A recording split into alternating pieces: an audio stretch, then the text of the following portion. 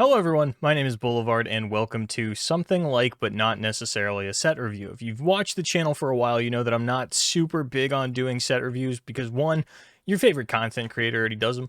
I'm not really bringing anything special to the table. Number two, I'm not particularly good at evaluating cards that I haven't seen in action before. I think part of that really stems to the fact that I am not a natural born deck builder. It's not something that it's not like my favorite part of the card game, and it's not something that I'm particularly good at. I'm much more of a refiner or taking an already established shell and building upon it, but ground up is not really how Boulevard operates, so I'm not very good at these things. That said, though, Dr. LOR, or CDR Study, as you might know them from Reddit, has issued a little bit of a challenge to content creators and community figures where he wants you to guess the play rate of each card 4 weeks out. So he's framing it as a card predictions contest, and what I'm going to be doing is filling out this questionnaire where I will be rating the 43 collectible cards in Bandle City Magical Misadventures. That means no mecha Yordles, by the play rate that I think they will see on the 4th week of the expansion, which I believe is like December 29th. And you've heard me make callouts in the past about like what is and isn't a week 1 archetype. For example, Darkness is like a week 1 archetype because it is kind of a self-built thing. You put in Senna, you put in Vigar, you put in a lot of the cards that say Darkness. Maybe you have to trim the fat a little bit, but for the most part, you have a relatively solid shell. Meanwhile, something like Heimerdinger is not a week 1 archetype because, number one, it's first you have to figure out what's the best region to play with Heimerdinger. Then you have to figure out the right ratios of spells to units because it is a very spell-heavy type of archetype. And there's really no other deck that you can look at and say, hey, this plays similarly enough to Heimerdinger that I can use this as a baseline and expand upon that. So I've made callouts in the past about things that are week 4 archetypes, so hopefully that'll help me a little bit to circumnavigate the fact that I generally suck at evaluating cards baseline, sort of week 1 play rate. To get into this a little bit further, I'm going to be making predictions on a sliding scale from 0 to 30% because no card has ever topped a 30% play rate. And then what is worth noting is that these are some example play rates of cards to give you an idea of, like, Mystic Shot, for example, is a card that is played in every Piltover and Zon deck. It only takes up about 12.5% of the meta, and then it gives you other things like Vile Feast is a Shadow Isle staple, but Shadow Isle is not as popular as Piltover and Zon, so that's like an 8%. Bomber Twins, 5% is actually absurdly high for something like that, and I think this is where I'm going to kind of get caught up on the evaluation. Denying only 4%, that makes sense because while Ionia was a little popular with things like Elusive Rally, really only Lee Sin and Field of Mina are the latter decks that I can think of that were playing something like Deny. Ambush, these janky Voltron-y combo decks, really not a large percent of the meta, 2%. Doom Beast, obviously a staple within its archetype and a few others, but it's not a popular one. And then, like, this is where the awful cards come into it. Now, 4 weeks out, the play rates aren't going to be as solidified as Foundations cards like Undying, for example. But again, we're kind of doing this for fun, so I thought it'd be nice to make a video out of this rather than just kind of going card by card, because then I'm not really offering anything. And I do have some things that I do want to mention, like how this is going to affect the tournament landscape, but I'll save that for after we actually do the survey, or I do the survey and you watch me do it, so that you can laugh at me a few weeks down the line, because every now and then it does come up in a Discord server of, hey, remember when so-and-so had a terrible take? So we all like to throw out our takes whether we want to or not, no matter how strongly we feel about them is probably the better way to put it, and then kind of laugh about it a little bit later. So that's what we're going to do. Alright, so we're kicking things off with Grumble Slug. Now remember, Mystic Shot is about a 12.5%, and this actually only lets me slide on a 1% based scale. Vile Feast was 8. I don't see Grumble Slug really seeing play outside of Bandletree decks, but it will see play in every Bandletree deck, and if Bomber Twins was a 5%, then Grumble Slug certainly has to match that at 5%. Yordle Captain is a card that I think was pretty overhyped. I don't think it's going to make its way into the Yordle decks in the same way that Yordle Smith will, because I'm not sure how it compounds with the Yordle Smith. So I'm going to put this one pretty low. I think it's going to be tried out a lot week 1, and then we'll either figure out, like, this card either sucks or it's broken. There's really no middle ground. I'm going to put it down at about a 1%, because I think that there will be people that still think this is good, even if it's bad. Maybe 2% in that case, 4 weeks out from now. So even if the majority of the community is like, hey, this sucks, people will probably still play it. But these are also new cards, so maybe they're not going to fall off as hard as everything else in the example. Like, the examples are really throwing me off here. Minion. I think this is going to make its way into every Bandletree deck, as well as maybe some Darkness decks. So we're actually going to put this at like 7%. Because I do think this is a great card for Bandletree, as well as other Shadow Isle control decks. Or at least someone will be trying out some kind of new Shadow Isle control deck that will then do that. Tornado Warrior, I don't think this is good for the recall archetype. The recall archetype I'm going to be horrible at evaluating. I'm going to tell you that straight up. So if you want to look back in 4 weeks and be like, aha, Boulevard's an idiot, he didn't know how good recall was going to be, I'll take that L. I'll do that. This is the kind of thing that I struggle with is like Minion. I know that it's going into an existing archetype. I know it's going into Darkness. I know it's going into Bandletree Tornado Warrior. I have no baseline for. Maybe because it can roll elusive, it'll be pretty good. But again, it's only really going to be played in that one deck. So we'll say that the recall archetype, say it's like 4% of the meta. We'll try to use that as a baseline. I need to look up Cloud Stance. Let me tell you, I looked up Cloud Stance and then looked down and saw that Cloud Stance is right below it and is also a main deckable card. I would imagine that Gust Monk should see more play than Cloud Stance, but I'm not actually confident on that one because this is a cantrip. But again, I'm just kind of going to baseline all of the recall stuff, at least like what I consider to be the bad recall stuff at around like a 3. Because it's so hard to know like what percent of the meta it's going to be, especially in Plat Plus. Quicken, I think, will be... I don't think this is a great defensive tool, even with Poppy getting nerfed. I'm not convinced that this is something the player's going to main deck, and I don't know if they necessarily want to play this in their own deck instead of, like, Recall. And by week 4, we've definitely figured out if Quicken or Recall is better. So, or not Recall, rather, but Retreat Return is specifically what I mean. So, for Quicken, I'm going to make the judgment call that it is not going to see as much play as Retreat Return. Just because, well, I think one of the biggest things that you're going to want to use this, like, let's say Recall takes over the meta, right? Then you're looking at Ahri mirrors, but Ahri is so cheap that bouncing her, I do not think is an efficient answer. So we're actually going to put Quicken at like a 2% or maybe a 1. I don't know if sliding this, like, because as you can see, I can actually get some range on the 1. I don't know if that matters, if it's like 1.0 up to like 1.9. I don't know if that's calculated in here. We're going to say 2% on Quicken, because I don't expect Ionia is going to take over the meta. Again, remember, when I'm doing this, like, Mystic Shot is 12% of the meta, so a lot of these cards should actually probably be 1, but... Alright, Thunder Fist. When I'm summoned, if you summoned a Thunder Fist this game, transform me into Masa, Crashing Thunder, and then Masa Crashing Thunder is the 5/4. So it's like a cool little payoff for these, but I don't think... It's kind of hard to say. Like, Ahri gives you such clean access to Recall that something like this might be viable, but I don't know if you're actually going for this, like, impact style of play. You get to position Ahri so that you don't have to recall the impactor, but I think they might take more of an elusive approach, or maybe even more of a combo approach. I don't think Thunder Fist makes the final cut. We're going to say 1%. Kennen. I think that Kennen cannot exist without Ahri. I do think that Ahri can exist without Kennen, so Kennen will have to be lower than Ahri. We'll put Kennen at 3%. You know, keep it in line with what we think all the recall stuff is going to be. Lightning Rush, I don't think you're going to see that in Ahri either. I think this is still not going to do it like Retreat Return does it, because I think the deck will be a little more combo or like elusive oriented.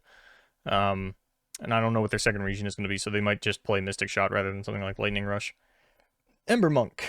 When you summon another ally, grant me +1/+0. Hopefully 0 covers me for, like, things that see less than 1%, because I think this is not it. I think this is absolutely not it. It's not... Oh, it is a Yordle. I still don't think it's it. Maybe if it had Overwhelm, but... Risu the Silent Storm. This one also probably going to be a 0. Don't think you're making the cut in these recall decks. Moving on. Oh, boy. Oh, man. Cards are grouped in order of reveal. This group includes cards that manifest Mecha Yordles, which is a set of 11 tokens. Now, the Mecha Yordles have been hard for me to commit to memory, and I'll have it done by the weekend, because I really want to impress people when I get on the Mobalytics cast for the Online League series, but I do not have these, like, super memorized. So I'm just going to baseline assume that summoning Mecha Yordles is good. Scrap Heap, I think, is the cheapest way to do it. This will probably see about the play rate of Spacey Sketcher. So let's assume that the Draven Scion decks move into a Yordle mech Scion build. But by week 4, it'll be figured out if that's good or not. I think that a few of these will remain, but not all of them. But it's really hard to evaluate, like, which of these are going to stick around. I think Scrap Heap will stick around. I think it's like the Spacey Sketcher of the bunch. Squeaker, it's cheaper, but I think that in terms of, like, a mid-range Mecha Yordle deck, this is probably one of the worst ways to make them. You know, just it's such a weak unit. The augment doesn't really seem impactful on something with only 1 HP.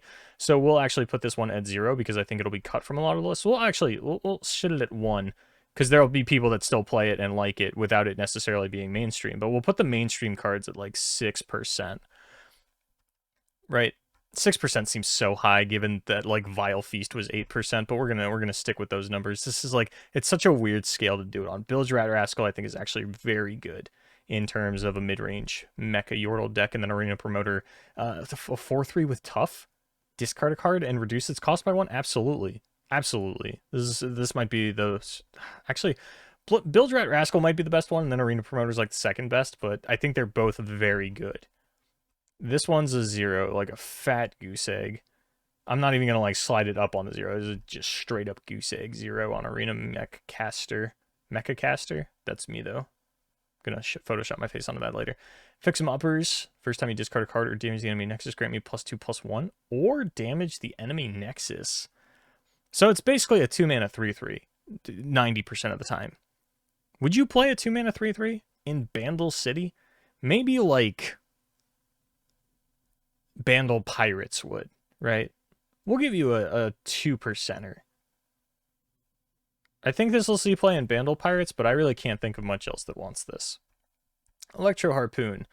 To play, discard a card, deal 2 to a unit and 2 to the enemy nexus, 2-mana slow speed. But you have to discard a card. And I don't know if the Rumble stuff... Yeah, I guess all the Mecha Yordles would have to be Bandle City, so assuming it's like a Bandle City Scion, you'd have to replace PNZ, or maybe you don't even go... Either you're replacing Noxus or you're replacing PNZ. If you replace PNZ, I think this card sees play. If you replace Noxus, this card doesn't see play.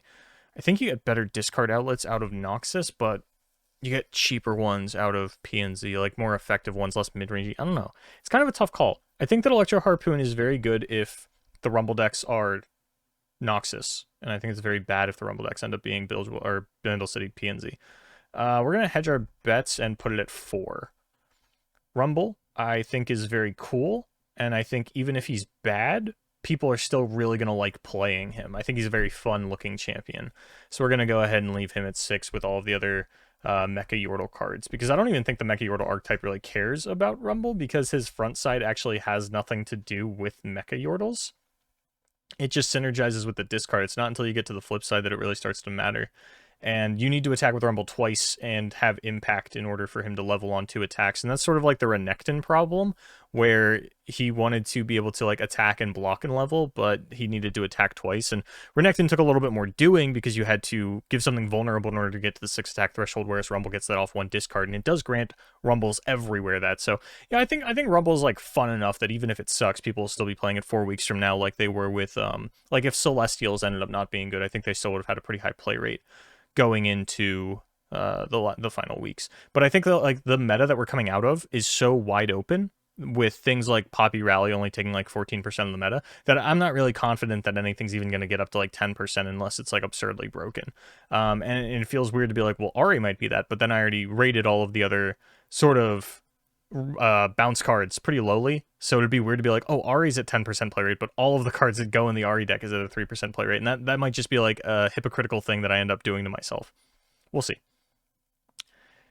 Flame Spitter, grant an ally +2/+0 and impact. I don't think any Bandle City deck cares about running something like this. Even Bandle Pirates, I feel like you've got to have better options than Flame Spitter. Yordle Explorer, let's actually... Let's say that Yordle Explorer takes over the meta, right? This is something that people are very afraid of. I'm going to run with the crowd on this one and put it up at like 10%. Actually, 9 sounds better, like 8 or 9. If we're expecting Mecha Yordles to be like 6.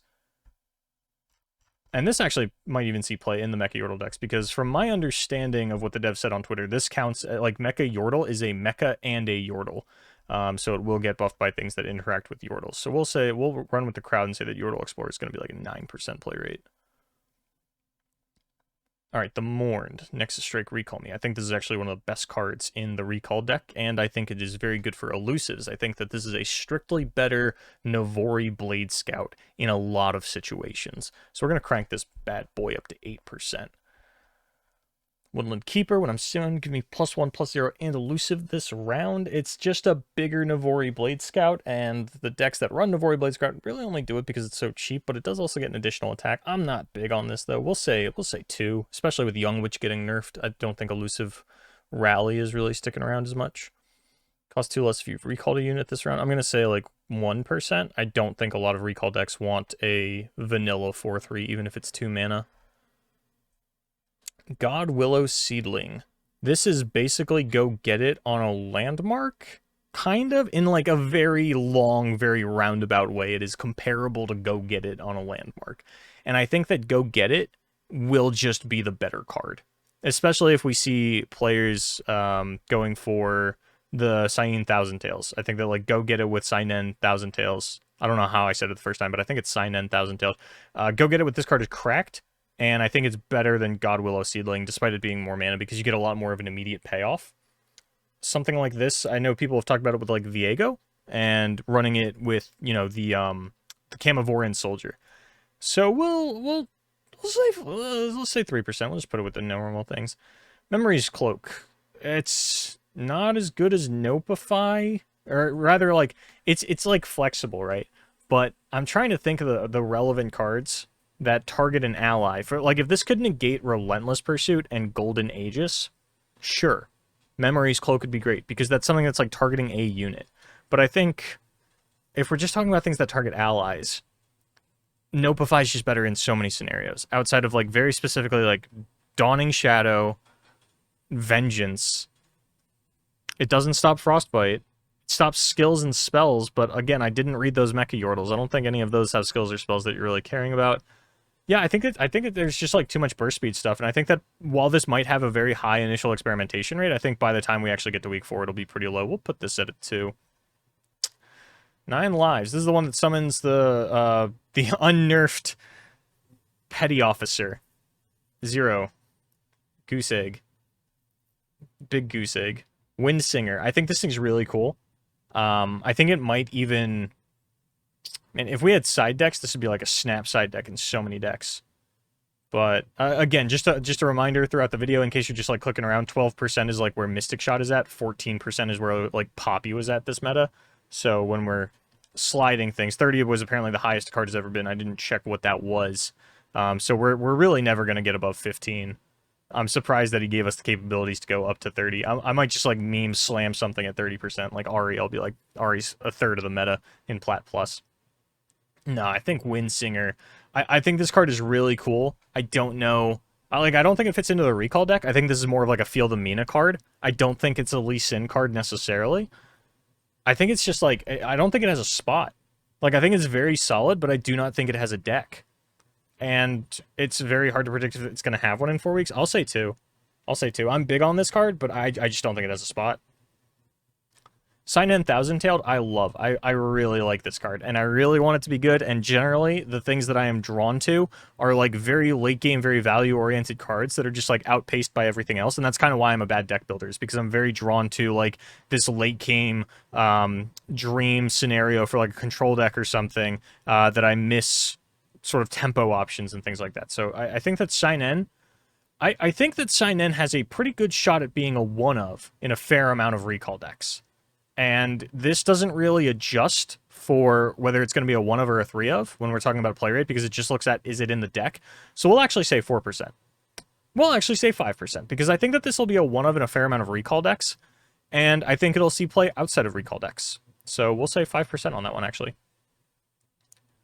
Children of the Forest. Summon ephemeral copies of the 3 strongest followers you've recalled this game. So it's like a mini harrowing, but it's things that you recalled. I don't think you're really, unless you are playing like Cyan, which will buff up the other ones that you did. Maybe there's like a cool combo deck with this, but that's really hit or miss. And even if it is a combo deck, I don't think it's going to see too much of the meta. We'll say 2%. Ahri is waifu value incarnate. We're going to actually put Ahri at like 8%. Because I think Ahri's going to be very good, and I don't necessarily know that she's going to be pigeonholed into the recall archetype the same way that a Kennen would. I think she might just be like a pretty cool value unit. Obviously, like, she does recall things, but I'm placing her higher than the other recall cards because I know that she will be in the deck. I do not know what other recall cards will be in the deck. Does that make sense? Maybe 6 is more appropriate. 6 is probably more appropriate. 5 is actually probably the most appropriate, but because again, that's kind of on par with sign in. I'm assuming recall is going to be like 3% of the meta, but sign in will see play outside of that. We'll put it at 5. Ahri then by theory should be 3, but I think that I'm just going to hedge my bets a little bit on recall being better than I expect, so we'll put her at 5. And then Charm, recall an ally to give an enemy vulnerable this round. That's going to be a goose egg from me, dog. People thought the list was going to be really good, and that I'm kind of getting list vibes from Charm, and neither of them ended up being good. I think now we're on to the Pantheon stuff. People are really big on this one. We stand together. Let's put that at 1. Sage Seeker, also going to be a 1. Wounded White Flame. This one, I think, will actually see a fair amount of play in the Pantheon deck. I think the Pantheon stuff might not be the most initially experimented with stuff because it was a little bit boring comparative to Mecha Yordles and just Ahri in general, this recall archetype that has been teased for so long. But I think that Wounded White Flame has a lot of great uses even outside of a Pantheon deck. Like, you could put this in like a Daybreak deck because, you know, you Zenith Blade this bad boy, all of a sudden you got a 4/7 with Overwhelm. And that's kind of hard to deal with. So I'm very high on Wounded White Flame, as I think most players are. But in terms of like how many Targon decks are going to be in the meta, because you have to understand, going into this set, Targon is the least played region by a country mile. So I don't necessarily know that this is going to come in and save Targon. I think it'll definitely perform well in the first few weeks. But once we hit that week 4, and players have started to counter like very straightforward things like this, like, do you compare to a recall archetype? Like, are they just playing 3 Will of Ionia and recall because the faded stuff is good? Because if they are, you are in for a rough time. And the meta should be settled enough by then that we have our answer, and things have been able to adapt to this if it's any kind of good. So we're going to put Wounded White Flame at 4, which is not indicative of the power level of this card. This card should be, like, much higher, but I think that we'll have counters by then. Grant an ally +1/+1 and silence an enemy follower. It's kind of low statted, which, I mean, Targon, always kind of low statted, but we'll put this at 4 as well. I think this card, I'm pretty cool. I think that card's pretty cool. Give an ally Spell Shield and Overwhelm this round. I think a lot of players are expecting this to see play in Lee Sin as well as these other decks. So we're actually going to put this one really high because it has versatility in the amount of decks that you're going to put it in. Against the odds, if your opponent has more units than you, grant an ally +1/+1 for each extra unit they have. In tournament, I think you get away with something like this a little bit better. But in a ladder scenario, I think that the odds that you run into like a mirror match or something like that where this card is totally useless is just absolutely something the player's going to fall off of in the first few weeks. 0. Freed Colossus. Basically a big mountain goat, but it also gets the gem on summon as well as attack rather than strike, which doesn't really matter. I don't see Gem Medarda being like a big thing, but I know that players are going to try it out a bit. I'll put this one at like 2. I don't think it sees play outside of, like, dedicated faded decks, and I don't think those are, like I said, I think that those are going to be answered by week 4. Cam for the Doubt. This is sort of a similar vein as Pantheon in terms of effect. You know, if you've targeted allies 6+ times this game, you're probably going to be trying to spread that out over multiple rounds because you're playing a Pantheon deck, so it'll probably come down with its abilities about the same time Pantheon does. Spell Shield, Overwhelm, and Challenger, so it's basically an old Ruin Runner with Challenger, if you've targeted 4 or 6 allies this game. Yeah, I could see it. I could definitely see it. I'm not going to be the idiot that says Ruin Runner's bad. We'll say 4. It's about the same as White Flame, right? That's where I've been putting all of these, is 4, yeah. Yeah, we'll say 4. Pantheon, you're also going to be 4 because you can only see play in dedicated decks. Shield Vault, grant an ally +1/+1 and stun an enemy. Slow speed stuns on not bodies are not very good. We're going to go 0. And then a little bit of information about me. Provide your LOR identity in some way, whether it's your Twitter handle, your Reddit username, or your gamer tag, or server, and your email. I am Boulevard. How old are you? I am 27, but by the time we hit week 4 of the expansion, I will be 28. That is happening a little bit later this year. Approximately, how long have you been playing lore? Since Arcane. I have never played Legends of Runeterra until Arcane came out. Are you an LOR streamer or content creator of some sort? No. What is your typical rank at seasonal cutoff each season, midnight 2 days before seasonal open rounds? That's going to be sub 250 Masters. For those of you that think I don't play LOR or that casters don't play LOR, we are rounding out our 10th season. I have been Masters in 8 of them. Now, I don't climb in Masters because I don't play the seasonals because I don't know until too late whether or not I'm going to be casting them or not. And I would hate to, like, push for like a 7 or like an 8-1 spot, like push for top 50 master or something along those lines, and then get offered to cast the seasonal, because I'm always going to take the offer to cast the seasonal regardless of how badly I wanted to play, because I just don't really have the competitive drive that I used to. It just is what it is. So this is the worst season I've ever done. I didn't really climb at all. I think I hit Plat 1, and then I just didn't really feel like playing any more LOR. And I did most of it with Bandletree because it was just like the deck that I really enjoyed playing rather than like trying to metagame things. But I can hit Master if I want to. I didn't want to this season. And I didn't do it like it was 2 or 3 seasons ago. It wasn't the World season. World season, I made sure I hit Masters just because of like, despite how busy I was with Worlds, I wanted to, prove to myself mentally that like I know what I'm talking about in terms of like, this is what's good. So for those of you that were ever wondering, like, oh man, how good is Boulevard at Runeterra? I tend to hit Masters and then stop playing, or switch to my Smurf account and climb on that a little bit. But usually I don't play enough once I hit Masters to like hit Masters on a second account. But I am a Master level player. My peak was like top 20, if anyone's ever interested. How many seasonals have you played in? 1. I wanted the card back. Once I got my 3 wins, I stopped playing. How many seasonal top 32s have you qualified for? 7. Is your primary LOR server the Americas? That's it. Thank you for participating. Any questions, comments, or feedback? Yeah, don't fucking tag everyone you know on Twitter. You knob. So yeah, I hope that was kind of a fun little way to do a set review without doing it in the traditional sense. And then before I go, I did want to touch on a few of the things as they pertain to tournaments specifically, because this was a ladder dedicated Playrate thing.